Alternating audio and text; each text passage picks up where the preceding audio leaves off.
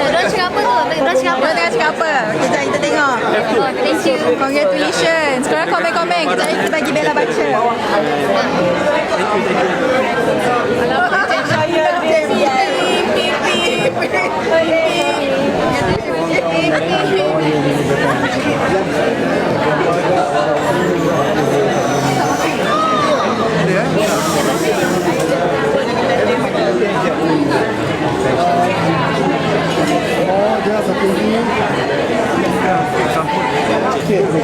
Bibi nak cakap something untuk Era.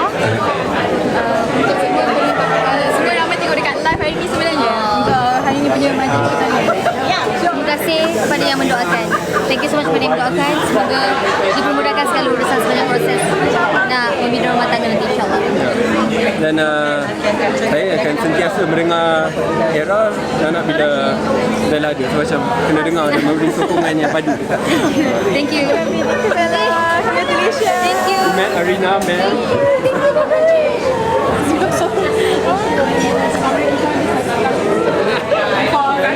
Oh, dikit.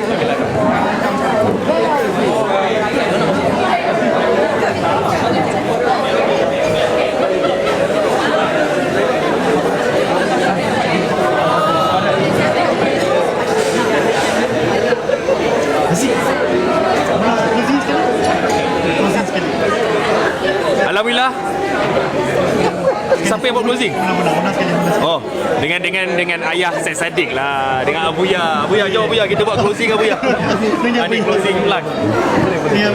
Abuya nak cakap apa-apa tak sekat semua pendengar Era yang menonton live daripada tadi majlis pertunangan anak anda. Alhamdulillah. Syukur Alhamdulillah. Dengan izin Allah SWT, majlis berjalan dengan sungguh indah sampai tekilan saya, dan saya banyak terima kasih penganjur Era yang sungguh-sungguh mereka benar fantastik, cara tutup bahasa, cara all Ya, terima kasih. acaranya Alhamdulillah baik. Ini yang sejujur saya kena yang sebenarnya. Alhamdulillah kita berdoa pada semua, pada anak saya dan bakal menjadi saya, insyaAllah pada hari yang berkenan ditiba, insyaAllah kita doakan yang terbaik. Amin. Alhamdulillah. Okay, jadi dengan ini kita bagi tahu yang live kita habis di sini. Kita jumpa lagi. Assalamualaikum. Tahniah Abuya.